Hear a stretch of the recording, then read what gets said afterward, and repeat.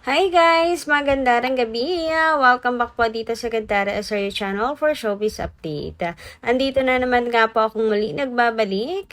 Ang nagmamaganda ninyo kung chismas ang Kim Pao, wala na nga pong iba.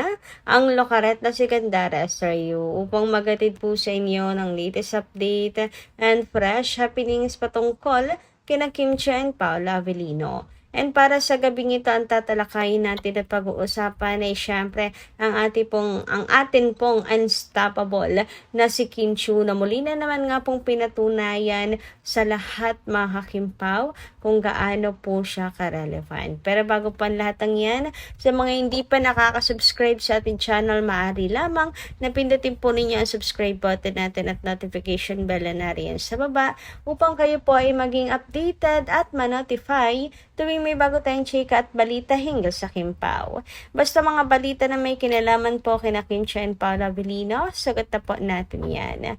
And next din po pala natin magpasalamat sa atin pong mga subscribers na nakatutok sa atin pong mga daily updates. At bilang pasasalamat nga, ayan, at may ilan tayong mga comment na napiling basahin tonight. So sabi po dito ni Mamila Borja, ang lahi ng Janine puro artista. Kaya binibit-bit niya yan. Samantalang si Kim, walang lahi. At saka si Pao, wala rin. Sariling sikap nila talagang, sariling sikap nila talaga. Talagang pinaghirapan, pinagtrabahuhan nila ang pag-aartista, pinagsikapan ng Kim Pao. Ayan, walang kamag-anak na may aangat sa kanila bilang artista. Kaya madasalin ang Kim Pao para pagsikapan na maging maganda ang takbo ng kasikatan ng Kim Pao. Si Lord talaga ang nag-manage sa buhay ng artista kasama ang producer para mapaganda ang balabas at maging mabait ang fans, solid sila sa Kim Pao. Masaya kaming mga fans, solid senior, malawak ang mga pangunawa namin sa Kim Pao at hindi kami mapangpatol sa bashers. Hindi na namin pinapansin ang mga vlog na nakakasira sa Kim Pao. Good support lang kami hanggang dulo. Kaming mga senior fan. Naku, thank you so much naman Mila Borja, and dawa nga po lahat ay hindi na pinapansin ang mga vlog na yan na nakakasira lang po sa image nila Kim and Paolo. Anyway, tungkol nga po sa pag-artista nila Kim, talagang sariling sikap po nila. Same po sila ni Paolo Avellino. Si Kim at saka si Pao, wala silang backer. Talagang dasal lang po ang naging sandigan nila mga kakimpaw at Diyos ang talagang nag-manage sa buhay nilang dalawa mga kakimpaw kasi sila po talaga ang kinapitan nila Kim and Paolo, pinagkatiwalaan mga kakimpaw kasama ang kanilang dalangin araw-araw sa kanila pong pagsusumikap mga ka-KPN. Kita niya naman na naging bunga nito, 'di ba? Kahit wala silang backers, sariling sikap, napanatili nila yung kasikatan nila mga ka-KP. Nakakahanga po sila Kim na nagsimula talaga sa walang-wala. Mahirap kayo pumasok sa showbiz nang wala kang backer. Si Janine naman, sabihin na natin nagsariling sikap man siya na pumasok, pero may pangalan na po siya. Alam na anak ni Lotlot, ni Monching, mga kakimpaw, dala-dala niya ang apelyedong Gutierrez, De Leon, kaya madali sa kanyang pumasok sa sa showbiz industry. Unlike Kim and Paolo, tiwala lang talaga sa sarili, paniniwala sa Diyos, ang kanilang pinanghawakan. Samantala, dumako naman po tayo ngayon at pag-usapan ng ilang mga balita na nasagap natin sa araw na to mga kakip. Tunahin na nga natin itong post po ni Chinita Princess sa kanyang IG story mga kakimpaw. Sabi niya rito, kaya pala maaga siya dito. Ayan, Isaias, nakatagpo si Isaias mga kakimpaw. And Mukhang meron nga po siyang pa-sandwich na inihanda, mga kakipi. Ayan, para po sa lahat. Grabehan naman ngayon. Ayan, thank you so much sa alala. At syempre, pagmamahal kay Chinita Princess, mga kakimpaw. 'Di ba? Happy si Kingi. Anyway, sabi naman dito sa post na ng alam mo ba, proud na ibinahagi ni Kim Chiu ang kanyang Certificate of Completion matapos ang short business course sa Paris School of Entrepreneurship. Ayon sa aktres, isa ito sa mga dahilan kung bakit siya nagtagal sa Paris, kasabay ng kanyang recent travels at commitments abroad. Kasama sa kanyang Instagram post ang iba't ibang larawan at video ng kanyang mga naging ganap sa Europe, kabilang ang bonding moments, events, and travels, kasama ang mga kaibigan at si Paolo Avellino. Para kay Kim, hindi sapat ang ilang photos para ipakita ang lahat ng masasayang alaala na naranasan niya sa kanyang paglalakbay at pag-aaral. Grabe, ang daming nangyari nga ng month of April, mga kakimpaw, para sa buhay ni Kim. Pero tagtuyot naman tayo ng mga panahon na yan, mga kakimpaw. Pero congratulations, Chinita Princess. Ayan, at isinare nga po niya kanyang Certificate of Completion. And napapansin niyo ba, mga kakimpaw, na tandaming mga articles na lumalabas ngayon tungkol kay Kim. Gamit na gamit ngayon si Chinita Princess. Kasi nga, viral si Kim. Mga kakimpaw. Talagang malalaman mo na si Kim Chiu sikat, si Kim Chiu mainit na pinag-uusapan, dahil talagang ang mga tabloids, ang mga content creators, talagang gamit na gamit po si Chinita Princess at laman ng mga balita, headline, 'di ba? So naipost po ito dahil po sa trending na naman ngayon si Kimi.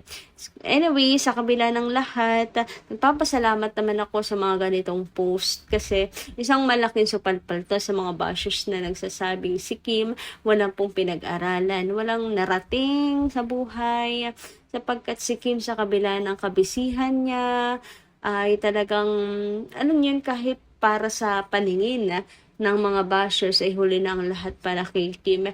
Ito po siya at talagang nagsusumikap at tinutupad po ang kanyang pangarap. Kahit sa short courses lang, mga kakipi. Plano rin naman talaga ni Kim na mag-aral ulit, 'di ba? So, dahil na rin sa kanyang kabisihan, ito yung oportunidad na nakita ni Kim upang kahit papaano ay meron po siyang matupad na pangarap para po sa kanyang sarili. And I think malaking bagay si Paolo Avellino dito, mga kimpaw. Anyway, dumako naman tayo dito sa isa pang post ni Chinita Princess sa kanyang IG account, kung saan ibinida nga po niya ang kanya po naglalakihang posters dito po sa Orochina, mga kakimpaw, jewelry. Ayan, grabe, napakaganda naman nga talaga ng endorser ng Orochina, mga kakimpaw. Kaya naman sa mga nagbabalak dyan na regaluhan, mga nanay nila, ayan, ayan po, pwede kayo po ditong mamili ng mga jewelries para po sa kanila. And syempre, reward din sa inyong sarili. Suportahan natin to, mga kakimpaw. So, grabe, ang face card panlaban naman talagang tunay.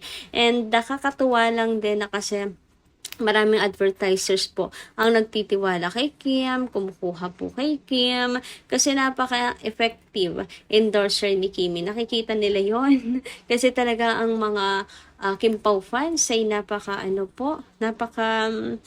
gagalante. Ultimo Hyundai na sobrang mahal na-afford dahil sa pagmamahal kay Kim Chiu. Anyway, speaking of advertisers, ayan, endorsement. Ito na naman nga po si Kim at bisihan na naman nga ngayong araw sapagkat meron na naman po siyang endorsement shoot, mga kakimpaw. Another advertisers na nagtiwala po kay Kimi, mga kakimpaw, at kinontrata na si Kim ngayong araw. Ayan, Saturday at 10 a.m. Ito po ang ganap ni Kimi. Endorsement shoot today with Team Chinita Princess. So, ano kayang brand to mga kakipi? Bago na naman kaya or dati na pong brand mga kakimpaw? Gayun pa man, isa lang pong ibig sabihin niya na si Kim Chiu po ay talagang mabenta po sa mga advertisers and pinagkakaguluhan, pinipilahan na tunay, mga kakimpaw. O, diba? Congratulations, Kim Chiu. And siya lang talaga yung masasabi mong pinag-aagawan ng mga advertisers na talagang lagi siyang may shoot, meron siyang bagong brand na naman, mga kakimpaw. Kaya, wala sa mga Kimpaw fans, congratulations Kimi, and grabehan, talagang napaka-unstoppable ni Kim. Hindi po talaga mapipigilan. Talagang sa kabila po ng mga hanash, mga batikos kay Kim Chiu ngayon, patuloy lang po ng mga biyaya na dumarating sa kanya. Totoo nga po ang kasabihan na kung sino po ang ipilit na ibinababa, siya pong itinataas ng Diyos. Ayan, kita nyo, diba? Kakauwi lang ni Kim from vacation and world tour, pero eto na naman siya, puro trabaho pagbalik po agad ng Pilipinas. Grabe, hindi po paawat ang isang Kim kahit nasabihin natin na pagbalik niya may mga bashers na nag-aantay sa kanya. Hindi pa rin talaga paawat si Kimi. A real queen, mga kakimpaw. Ang daming bumabangga sa kanya, ang daming humihila sa kanya pababa, ang daming bumabato sa kanya, pero nananatiling hitik lamang po siya sa bunga. Ayan, dahil na rin po sa mga fans na walang sawang nagpaparamdam ng kanila pong moral support kay Chinita Princess, mga kakimpaw. Anyway, dumako naman po tayo ngayon dito at pag-usapan nga po ang naging komento ni Madam Virgie Disimulacion. Shoutout po sa inyo at magandang gabi. Wala naman pinapanigan si Kiam. Gusto lang niya ng maayos. Ang gusto lang niya ay maayos na Pilipinas. Makitid ang isip ng haters ni Kimi. Dapat nga magpasalamat sila dahil ibig ni Kimi ay maayos sa pamamahala sa bayan natin. Tayo nagpapasweldo sa kanila. Pera natin ninanakaw nila. Dapat magpasalamat tayo kay Kimi. May tumitindig para sa kabutihan ng bayan natin. Parang possessed ang haters niya. Naku, satro kayo dyan. Na para bang may kota yan sila sa pangbabatikos kay Kim. Ewan ko ba? Pero, nananatili man pong sarado ang tenga nila, ang kanilang mga mata. Tayo, sobra nating ipinagmamalaki si Kim kasi alam naman natin na ang gusto niya lang po ay isang maayos na Pilipinas. 'Di ba? Para po sa ating lahat at sa bagong henerasyon. Hindi okay yung ganito. Masyado na nila tayong sinasanay na ganito lang ang kaya nilang iserbisyo sa atin. Hindi po yun sapat at hindi po tama, mga kakimpaw. Anyway, hanggang dito lang po muna ang ating update. Maraming salamat po sa inyong pakikinig. And kita-kits po muli sa mga susunod pa natin, chika. Maraming salamat at ingat po palagi.